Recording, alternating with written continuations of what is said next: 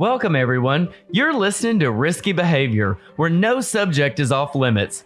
Sit back, tune in, and enjoy a beverage with us as we explore controversial issues and answer your health and wellness related concerns, ranging from nutrition and exercise to sex and prescription drugs. I'm here with co-host Dr. Shetha Chakraborty, who's a national media risk expert, as seen on CNN, the BBC, Fox News, and more.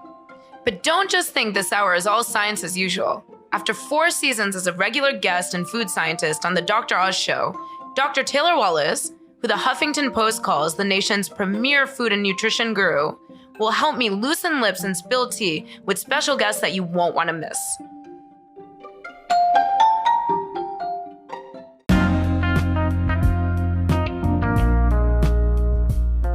Hi, listeners. A quick note to mention that this episode was recorded prior to the COVID lockdown. Restaurants across the U.S. are beginning to open, so we may be past the risk of gaining that dreaded quarantine 19. But this conversation with a clinical dietitian is eye-opening for anyone concerned about healthy eating to ward off the onset of disease states like diabetes. Remember, good habits start at home, during lockdown or otherwise.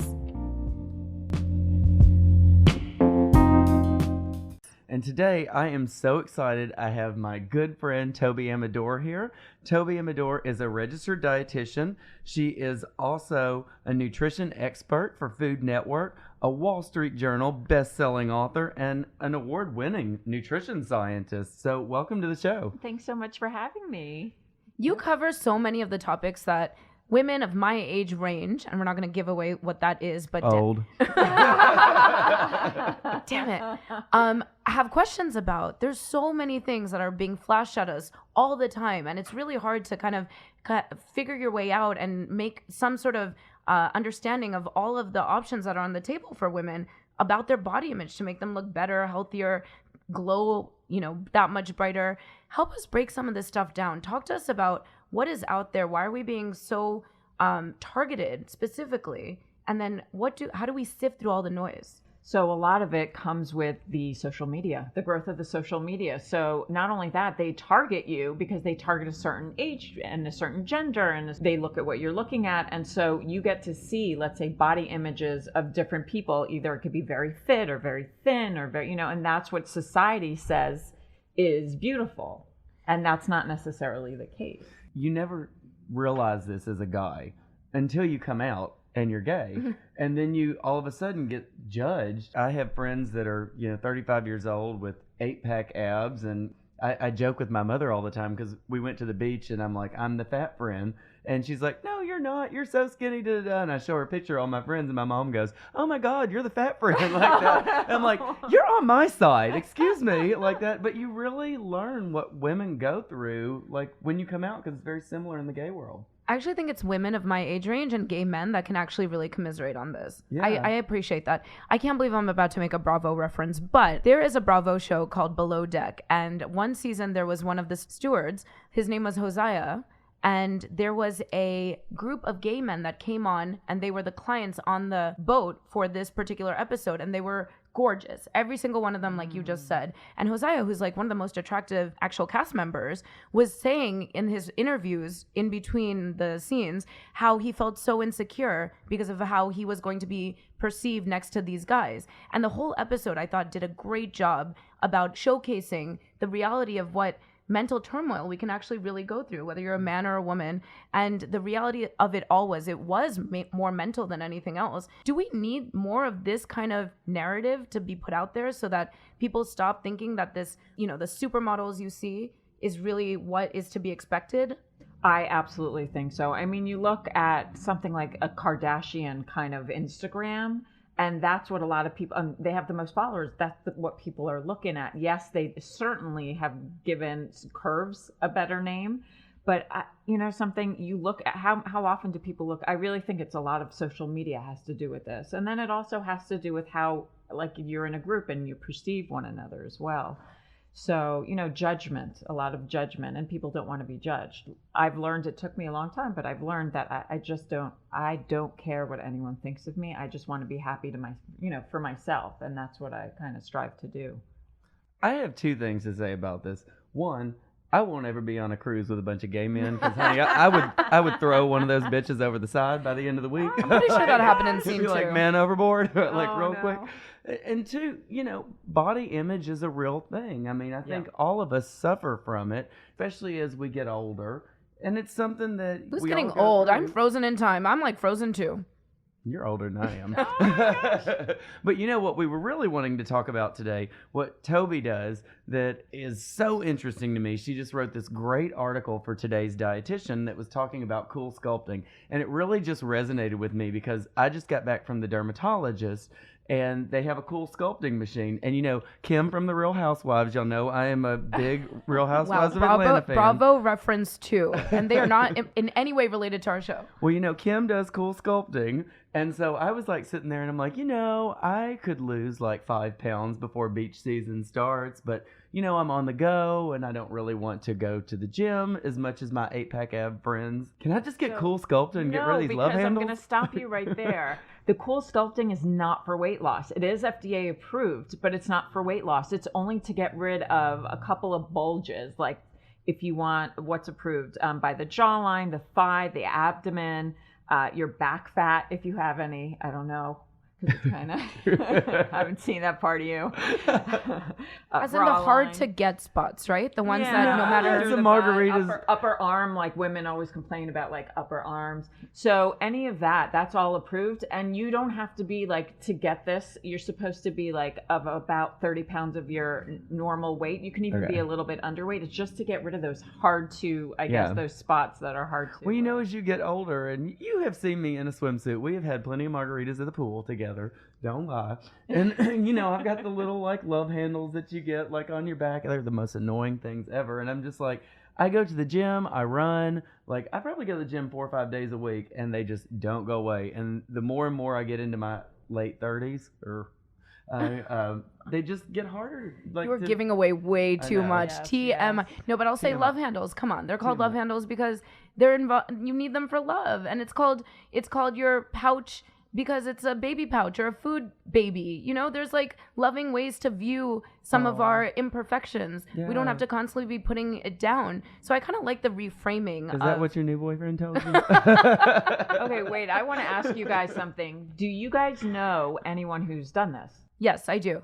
And how did they feel? Did they tell you the symptoms of during the procedure, any side effects? They said it was quite painful, but they said that they saw a visible reduction in fat post procedure. And so they definitely so what happens is there's 2 different methods. There's the cool sculpting, which is cold, so they freeze the fat cells in that area, and then your body naturally gets rid of the dead fat cells. Or they could do it through heat, and that's also approved. There are a couple of methods that do that. And again, it's the same methodology. So, I'm silly and fun, but in all seriousness, as a scientist, how safe is this? I mean, because it seems like if you're freezing fat cells, you also have a lot of organs and things like that in there that you could potentially also affect. I mean, if you think about it, your liver there's a lot of fat in your liver. Right. It's And just a vital organ. Right. But it only does subcutaneously, from my understanding, just by those certain locations. Okay. That's why those locations are approved. And the science is there, like it shows that. However, they're starting to see art. Like I read recently in a published journal, there was a doctor who actually wrote a paper, and he actually said there are a lot more people coming out saying that they have hardening after the procedure. They have hardening of the areas that is extremely painful, and then some people even have like certain degree burns on them. That's a little scary, right? People need to be made aware that this really isn't just a magic bullet, that there are consequences potentially from deciding to undergo this procedure. Do these side effects, how prevalent would you say they are? Or do they happen to be more like outliers? First, they thought it was outliers, but now, like I said, they're starting to publish more and more articles. They're finding that there's more side effects that people realize, because what people think is people don't want liposuction, right? It's more evasive. This is a non-evasive, so they don't have to put you to sleep. You could do it. You walk out after like a half an hour.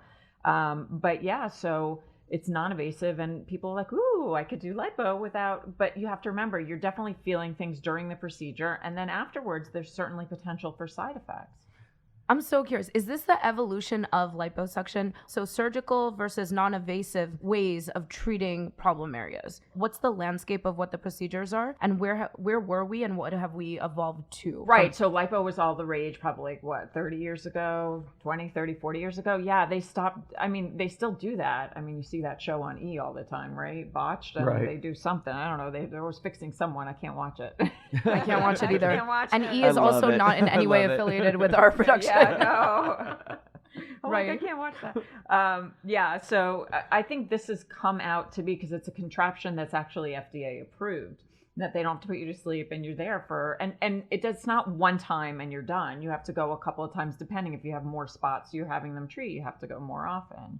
Well, that's actually why I was considering it. I saw it at the dermatologist's office. So you look at a lot of like health related stuff when you're in our field, and you kind of wonder, you're like, well, it's FDA approved, which, you know, as a scientist, that means there's significant scientific agreement that it's at least somewhat safe. There might be side effects, but you know, at least we know it's not going to kill you over dead. Right. But you also have to think, like, body image now comes in. So I'm a registered dietitian, so I don't perform this type of, you know, procedure, but I do think about, you know, why does somebody want to get rid of that little bit of fat? You know, why?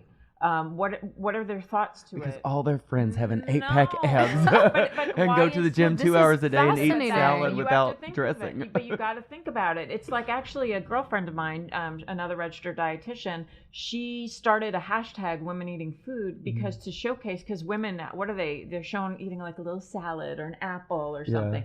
But she showcases them on the hashtag women eating food, like biting into a huge sandwich, but like really, you know, trying to break societal's like Yeah. thoughts of how women are eating. They're really enjoying ice cream cones and sandwiches and donuts. Okay, I really appreciate that because despite what Taylor might make fun of me for, I do actually go to the gym almost every single day. You do. You do. And I have a And you personal look great. trainer. You look Thank great. you. I know nobody can actually see what's going on below the waist, which is fine. More than happy with Well, the not visuals nobody, here. but Nobody of my parents are listening to this. And so I have a personal trainer who I work with at least 3 days a week. And I think I've gotten to the point where I'm very happy about my strength, and it's a work in progress. There's never a space you achieve and you're happy. It's a constant work in progress. You're constantly looking to better yourself physically, right? And so I'm more or less happy with where I am in that process. And despite that, there's those little problem areas that no matter what exercise I do, Right. I just can't perfect. And when you are really critically evaluating your body from the point of view of training yourself and really wanting to just get to the best physical version of yourself, then I can understand why those little tweaks right under the bra on your back, or the upper arms for women, and the love handles that we were talking about, why you would want to target those areas and really just find that perfection that you're already working towards. So as much as I appreciate that, and I get it, but why not have it normalized? Like I had a couple of Right. kids. I have 3 kids. So yeah, my hips got a little bit bigger after that. And, you know, I appreciate it. That's, you know, that's love from the kids that are there. Why not normalize a little bit of bra Right. fat? Or Why can't whatnot? having kids make you look hot? I think I look hot and I have 3 kids. definitely yeah, do. She does look hot. But you know, one of my like really good friends that just had her first baby, she's like, I'm literally breastfeeding this baby till it's like 5 years old, because like when you breastfeed, it's like you lose so much weight and you look You great. actually hold And- on to, so you Yeah. definitely lose weight, but the body holds on Right. to a little bit because it needs that extra fat in Right. case you to produce the milk in Yeah, case you don't consume yeah, enough. absolutely. So, and then you actually, when you stop, you lose an extra, like you lose the rest of that, Really? like 5 or 8 Well, pounds. her baby isn't old enough for her to stop breastfeeding right. at this point, but good to know. So I'd love to just turn our conversation towards what really makes you unique from a lot of the food and nutrition experts that we've spoken to, is that you're a clinical dietitian, Yep. which means that you have really looked at people who are in some dire disease states, and you've had to work with a lot of those people who, for them, changing their diet and their lifestyle and their habits is a matter of potentially life or death. I'm thinking about diabetes and how much time you have spent understanding and treating diabetes from a dietitian's perspective. Mm-hmm. My father is early on in the diabetes process, and so I'd love to learn from you, because I know if it impacts me, there's so many listeners out there that have first degree, second degree relationships with this disease. We can start there, but please feel free to just talk to us a little bit about the different disease states that you've thought about critically as a clinical dietitian. Yeah, as a clinic, I started in at that time it was New York Methodist Hospital in Park Slope, Brooklyn. And that's where I trained and that's where I worked. But I've worked with, like, I think one of the I remember it was the pediatric ICU. It was a girl. They were having a party. I think it was for Valentine's Day on that, at that time. And she really wanted to participate and eat the candy. And I think she even had like sugar-free candy. But still, if you eat so many of them, she ended up in the pediatric ICU with diabetes. And so I had to talk to her about how do you manage when everybody's having a party, even a birthday party, and there's candy there. So it was, it's really heartfelt when I did it. But I've dealt with also kidney disease, liver disease, cancer. I've dealt with even the NICU I used to work at, when the babies are born early and they need like a tube fed in their mouth. Wow. Yeah. Yeah. So people don't realize the impact that nutrition has on some of these chronic disease states. Yeah. And when you think about it, you think of those who haven't treated their bodies correctly, despite all of their doctor's instructions, and they've sort of let themselves go and they almost are getting what they deserve. But you just gave some examples of those who really, infants and those who are born with, isn't it diabetes? You could be born with diabetes too. Too, that's right. Well, what happens is if actually a diabetic mom has a child, they a lot of times look like a little sumo wrestler. They could be 9-10 pounds, and so they have to keep them in the neonatal unit until they're cleared and they're okay. So for listeners, I remember studying this back when I was actually a pharmaceutical sales rep for Pfizer back in the day, a long time ago. Really? Yes, I did not know sold that. Norvasc, Caduet, Lipitor, Viagra. Really? I was the I Viagra believe girl. that. I know. Our producer was looking I really at us like that. our producer was like, it took this many episodes for you to put that out there. To bring that out? Yeah, it was a long time ago. But that being said, I used to deal a lot with cardiologists, right? And their patients. Gosh, And no wonder them guys chase you down the street. the Viagra girl. I think it's gone generic now, or is about to, so I'm not nearly as sought Does after somebody as have I that once Twitter was. handle? I feel like you should get that. I actually do know there is a Viagra girl, and I actually do know her. Really? Oh my gosh, we digress. So, but I used to know this, right? Because we went through intensive training to understand all of the different disease states that some of these therapies were relevant for. So diabetes was one. Can you explain a little bit from the eagle's eye view what diabetes 1 versus 2 is, and then what sort of advice is similar across both versus different? Let's just explain the difference in this. Sure. So type 1 diabetes is something you're born with, or you can get up to your early teens, sometimes early 20s once in a while. And basically what happens is you will need insulin because the body cannot get sugar where it's supposed to go into your cells. So you definitely need insulin. You will need insulin shots for your life. Type 2, a lot of times what happens is it's because someone's overweight. And that's what happens to the body. They have a trouble getting the sugar out of their bloodstream. And so they'll either need, if diet doesn't work, and exercise and healthy lifestyle, which is step 1, then they'll go to step 2, which they'll give them pills. And if that still doesn't help them with the blood sugar levels, then they'll start giving them like a combination usually of like insulin and pills, or insulin, depends what the doctor and dietitian feel is the best. But one thing we do have to understand with diabetes, you definitely need to eat some sort of carbs. And that's a misconception. People think you don't need carbs, but you actually really need them, but in certain amounts at every meal and snack. And that's in order to help regulate the blood sugar with the medicine, usually, if you're on that. And I should give a call out, and I did not do this in the intro because Toby has such a long resume. I mean, she's done so much. One of her hundreds of cookbooks that she has, she's a Wall Street Journal best-selling author, but she has a new cookbook called the Create Your Plate, the Diabetes Cookbook. It is the cookbook of the American Diabetes Association. So for those of you all who are interested in a healthy carb diet, or just a diet that is good for those with pre-diabetes or diabetes, there you go. It's going to be out soon, right? Yes, it's coming out in mid-March. Okay. So tell us a little bit about what the different recommendations are for those with type 1. So do you cover type 1 and type 2? Yeah, because the recommendations in terms of the food are very similar, or actually the same. You just, again, with the medication, depending if it's a pill or if it's a shot, you have to talk to your dietitian or doctor, and they'll tell you exactly how much you should eat. But when my cookbook, the difference between my cookbook and a lot of others is it shows you how to build a plate for a diabetic without having to count your carbs and count your calories. And all the recipes are approved by the American Diabetes Association and has all the, all the nutrition information, the grams of carbs and all that in there. Because this is more than just the person that is suffering from diabetes. It's also the family that they are a part of, and the fact that, for example, in my situation, my mother is creating the plates for my father. So she needs to be in the know of exactly what to do and how to prepare the foods. This is much bigger than just the issue of the particular disease state and the person suffering from it. Oh, yeah. How do you engage with the person who is dealing with the condition, but then you take like a kind of whole picture view of the situation too? You see the setup with their how they eat, what their process is, how they make decisions. What sort of advice would you give to somebody who was just diagnosed, let's say, with diabetes 2? So somebody who's just diagnosed, really, I recommend getting like a good team together. That's really number one step. So having your physician and then having a registered dietitian, and they're actually registered dietitians who are also certified diabetes educators or CDEs. So you can go find them. Insurance will take that because it's considered a disease state. So insurance is covered. Usually, depends on the dietitian, but you can find people who are certainly covered.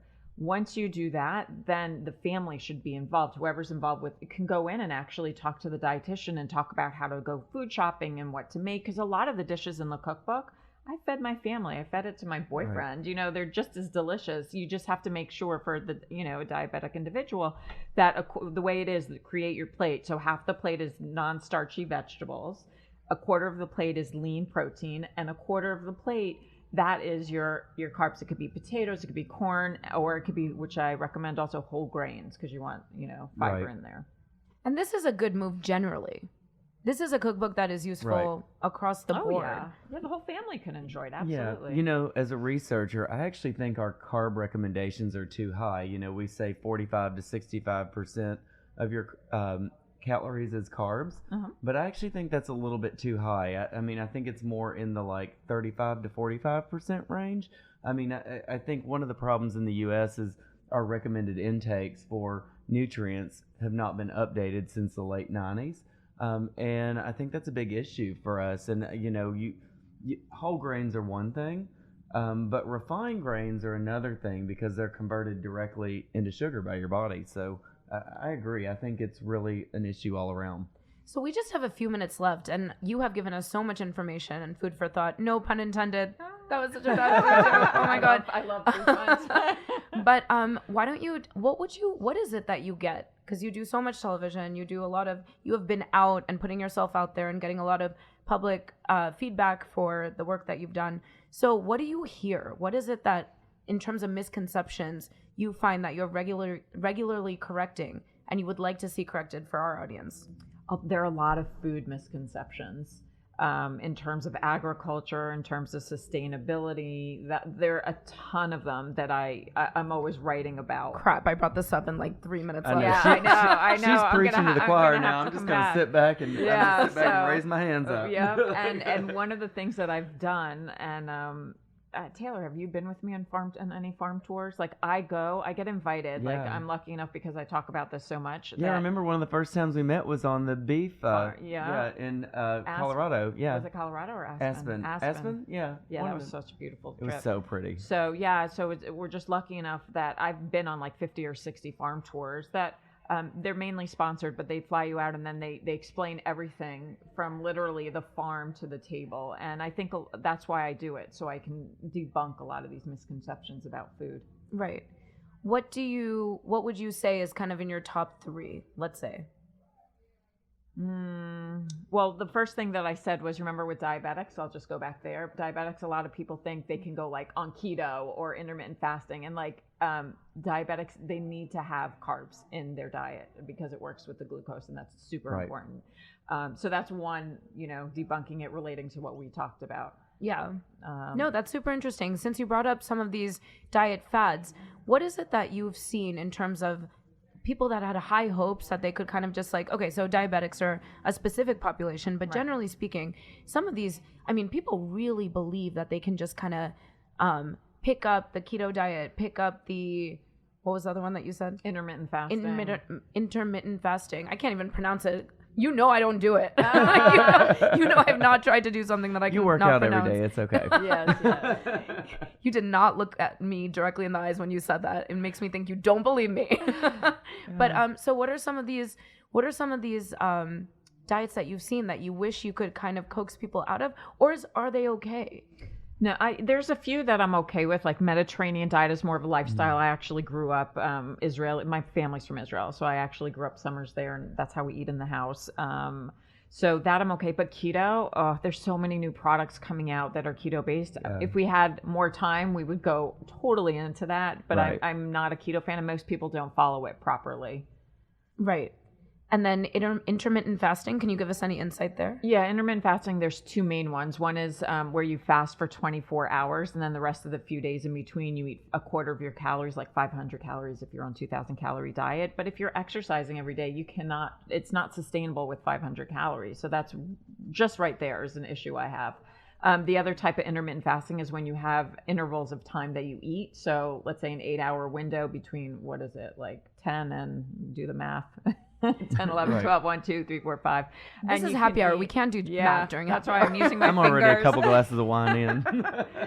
So you eat for like your period of time, it's 8 hours to the day. And to me, again, that's an issue, especially like a diabetic. They need to have, especially if they're on certain medications, they need to have, 15, Right. 30, 45 grams of carbs at that time. Right. So could be actually dangerous for certain populations. Right, I completely agree. And any of those fad diets, they always fail. They never work. I mean, you might lose a You little bit of lose, weight in the right. short term, but in the long term, it never works. Yes, we've definitely learned that from you, Taylor, and it's such a privilege to actually have as a co-host somebody who understands this space. Despite that, I'm gaining weight, so I'm just going to point my finger at you for that.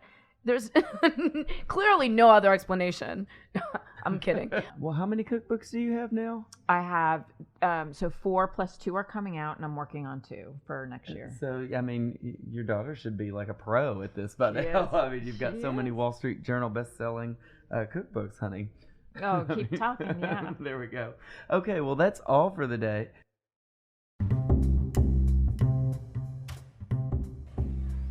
That's a wrap for today. Have ideas for the show? Tweet us at Dr. Taylor Wallace. That's DrTaylorWallace. And at Shetha C. That's SWETAC.